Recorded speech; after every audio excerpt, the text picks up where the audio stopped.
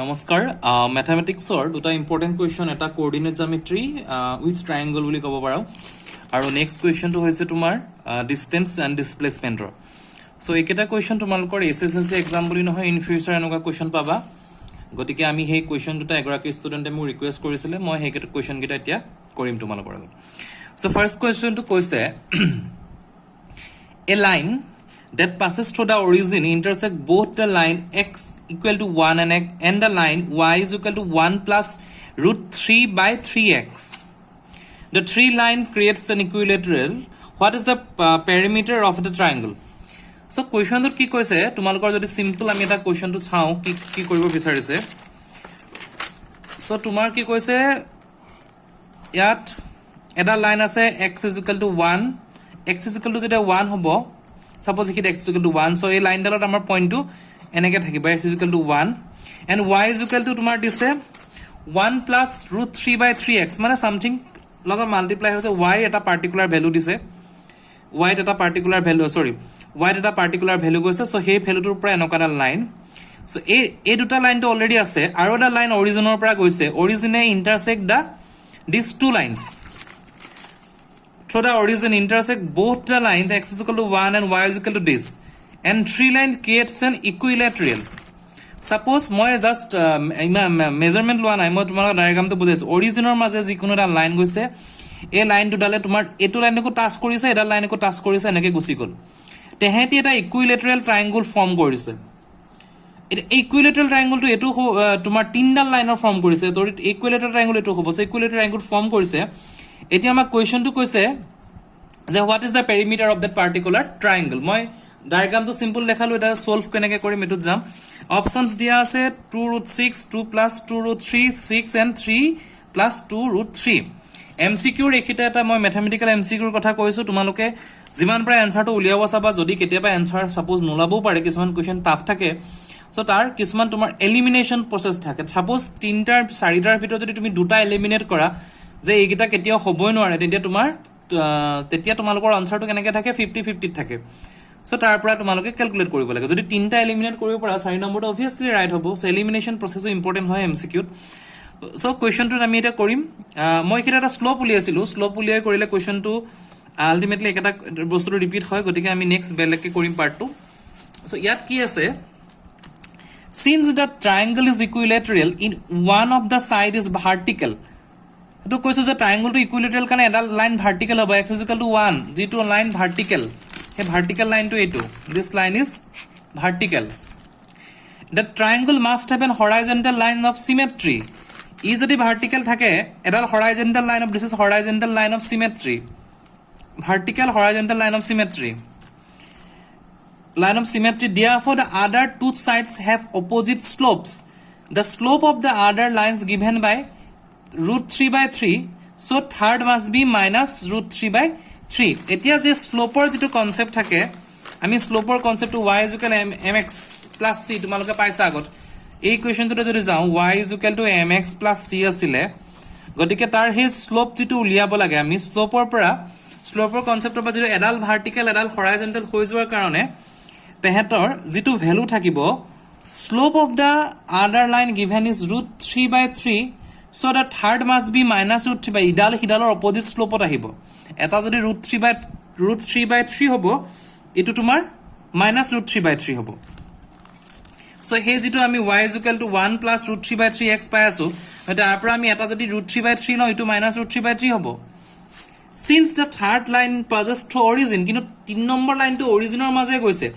so the equation is kuntu equation for y = minus root 3 by 3x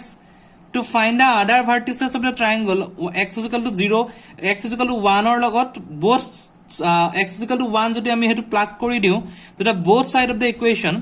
y = minus root 3 by 3 hetu ami slope or eta palue next to y = 1 plus root 3 by 3 hetu amar equation ote dia ase hetu y = minus plus root 3 by 3 equation ote dia ase so we have the some coordinates of the two vertices ami duta vertices mane bindu point keita তো পয়েন্টৰ দুটা coordinate পাই গলো এটা coordinate পালো 1 minus root 3 by 3 আনটো পালো 1, 1 plus root 3 by 3 এটা এই বস্তুটো y = 1 plus root 3 by 3 পৰা আনিলো 1 to already agor x is equal to 1 এটো x equal 1 ত থাকিলে গতিকে নেক্সট টু -√3/3 হল এটো the length of the other side is distance between the y coordinate এটা এই y coordinate এটা কি আছিল -√3/3 1 plus √3/3 মানে এই দুটা কোঅৰ্ডিনেটৰ ডিসটেন্স টু আদাৰ কোঅৰ্ডিনেট টু y কোঅৰ্ডিনেট দুটাৰ ডিসটেন্স টু মানে তোমাৰ যদি ডায়াগ্ৰামত চাও এডাল লাইন আমি ইয়াৰ কি হল ডিসটেন্স টু y কোঅৰ্ডিনেট মানে এই কোঅৰ্ডিনেট টু y কোঅৰ্ডিনেট আৰু এটো এটা y কোঅৰ্ডিনেট এহাতৰ মাজৰ distance to so this distance এই দুটা আমি অলৰেডি লৈ আছো -√3/3 আৰু 1 plus √3/3 আমাৰ হাতত অলৰেডি আছে সো এই দুটা পয়েন্টৰ মাজৰ ডিসটেন্স টু হেগিটা পয়েন্টৰ মাজৰ ডিসটেন্স কৰিলে আমাৰ কি ওলাব আলটিমেটলি 2 plus √3 ওলাব হেতু কেনেকৈ ওলাব আমি যদি কৰি চাও হেতু আমি যদি কৰি চাম হেতু কাৰণে আমি এই দুটা লব লাগিব এই তোমাৰ -√3/3 and 1 plus √3/3 সেই দুটাৰ ডিসটেন্স টু মানে ইটোৱে হিটুৰ পৰা আমি এই দুটাৰ ডিসটেন্স টু উলিয়াব লাগিব সেই দুটা ডিসটেন্স আমি কেনেকৈ উলিয়াম আমি যদি ইকুৱেশ্যনটো চাও এইটো 1 plus √3/3 minus √3/3 সো এটো তুমি কৰিলে কি হ'ব 3 plus 3√3 minus √3/3 3 তলত আহিব plus 3 plus 3√3 থাকি যাব এফালে √3 থাকি গল √3 অগনা 3 plus 3√3 বা 2√3 আহিলে আৰু 3 কেনসেল গল 1 plus 2√3/3 সো হেখিনি আমি ভ্যালু ইয়াত পাই গলো যেটা আমি হেগিটা পাই গলো থার্ড পয়েন্টটো যেটা পাই গলো দা পেৰিমিটাৰ অফ দা ট্ৰায়াঙ্গল তিন গুটে গিটা যেটা পয়েন্ট পাই ডিসটেন্স বিটুইন দা y এটি এই যে ডিসটেন্সটো পালো পেৰিমিটাৰ কেনেকে যেহেতু ইকুইলেটাৰেল ট্ৰায়াঙ্গল এটা ডিসটেন্স পাই গলো 3 লগত মাল্টিপ্লাই কৰিলে টোটাল ডিসটেন্সটো পাই যাম 3 লগত মাল্টিপ্লাই কৰিলো 3 plus 2√3 এটো ওলাব তোমালোকে কৰিব পাৰিবা সো এনেকে তোমাৰ আনসাৰটো ওলালে 3 plus 2√3 আনসাৰ অপশনস ডি গতিকে এই কুৱেশ্যনটো আকৌ এবাৰ চাবা স্লোপৰ কনসেপ্টটো বহুত ষ্টুডেন্টৰ ক্লিয়াৰ হোৱা নাই আৰু স্লোপটো আমি এক্সট্ৰাকে পঢ়াও নাই কোঅৰ্ডিনেট জিওমেট্ৰি বিশেষকে যদি লাগে কবা মই এখিনি কৰাই দিম কিন্তু এট প্ৰেজেন্ট তোমালোকৰ সিলেবাসত ইমান ডিটেইলছত ক্লাস 10 হিচাপে নাহিব ইন ফিউচাৰ কিন্তু এখিনি ইম্পৰ্টেন্ট হয় সো আমি নেক্সট কুৱেশ্যনত যাম A particle moving along the circle sides that it completes one revolution in 40 seconds. এটা পার্টিকুলার এটা আছে মুভিং এই সার্কেল কে ঘুরি আছে সার্কুলার সাইডত ইট কমপ্লিটস ওয়ান রিভল এটা মানে ধৰা তোমাৰ গোল এটা আৰু যিকোনো এটা গোল এটা লৈছো কি এটা ৰিভলিউশন তোমাৰ সাপোজ এটো আমি পাৰ্টিকল লৈছো এই পয়েন্টৰ পৰা যদি আমি স্টাৰ্ট কৰো ইয়াৰ পৰা এনেকে ঘুৰি ঘুৰি আকৌ অৰিজিনাল পয়েন্টটো পাবলৈ 40 সেকেন্ড লাগে হেতুৱে কোৱেশ্যনটো দিছে revolution in 40 seconds in 2 minutes 20 seconds the ratio of displacement by distance এটো বেলেগ ওয়েটো কৰিব পাৰি মই কৰিছো আছিল এটা ওয়েটো অহা নাই নেক্সট আমি আনসাৰটো আকৌ কৰিছো ইয়াত কি কৈছে let the diameter is x ধৰি ললো এই পাৰ্টিকলটো ডায়ামিটাৰ two x time taken to complete the one revolution is 40 second লাগে total time taken by the particle is 140 second 2 minutes 20 seconds so it means the particle moves 140/40 is equal to যদি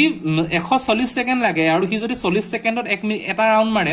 140 second total পাৰ্টিকলটো move কৰিছে গতিকে হি কিমান ৰাউন্ডস কৰিলে হে ৰাউন্ডটো হল 140/40 so ultimately 140/40 3.5 ৰাউন্ডস ওলালে distance কিমান cover কৰিব টুৱাইস পাই অফ x টো আমি কি লৈছিলো ইয়াৰ ডায়ামিটাৰটো গতিকে ডায়ামিটাৰটো থাকি গল x টুৱাইস পাই x ডিসটেন্স এটো ডিভাইডেড বাই হি কিমান ইমান ৰাউন্ড মাৰিলে গতিকে 2 into 3.5 35 রাউন্ড মারিলে গতিকে 35 রাউন্ড দিটা মারি 2 into 3.5 2 ক্যান্সেল 22/7x ডিভাইডেড বাই 3.5 এটো যদি করো আলটিমেটলি 11x ওলাব এটো 2 ডিভাইড যাব 2 এটো ডিভাইড গল 11x ওলাব অৰিজিনাল ডায়ামিটাৰটো x আছিল আৰু ratio of the distance by displacement original diameter আমি ডায়ামিটাৰ কনসেপ্টটো এটোৱে লৈছো এটা ৰাউন্ড কমপ্লিট কৰিছে যেহেতু এটো হল ইয়াৰ কমপ্লিট এ ৰাউন্ডটো ঘুৰিছে গলে ডায়ামিটাৰ ডিসটেন্সটো আমি এনেকে একটা ৰাউন্ড এবাৰ ঘুৰিলে ডায়ামিটাৰটো ওলালে সেকেন্ড টাইমত আমি টুৱাইস কৰি দিলো so 11x by x divided by 11:1 so আনসাৰটো 4 গতিকে এখিনি কোৱেশ্চন এনেকৈ হয় আৰু ইন ফিউচাৰ আমি ডিসকাস কৰিম তোমালোকৰ লগত পাৰ্টিকুলাৰ এক্সাম সলভ কৰিম আৰু এখিটা কওঁ তোমালোকৰ যেটো এসএসসি এক্সাম এটি হ'ব ধৰ নেক্সট যেতিয়া চৰকাৰে তোমালোকৰ সিদ্ধান্ত লয় যেতিয়া তোমালোকৰ এক্সাম শেষ হ'ব তাৰ পিছত আমি যোনখিনিয়ে তোমালোকৰ সায়েন্স ব্যাকগ্ৰাউণ্ডত যাব বিচাৰিছা ম্যাথমেটিক্স ফিজিক্স কেমিষ্ট্ৰি কিছুমান বেসিক স্ট্ৰাকচাৰ বা বেসিক কথা আমি তেতিয়া আমি ডিসকাস কৰিম নেক্সট যেতিয়া আমাৰ হেতু টাইম আহিব সো আজি ভিডিঅ' খিনি ইমানখিনি থ্যাংক ইউ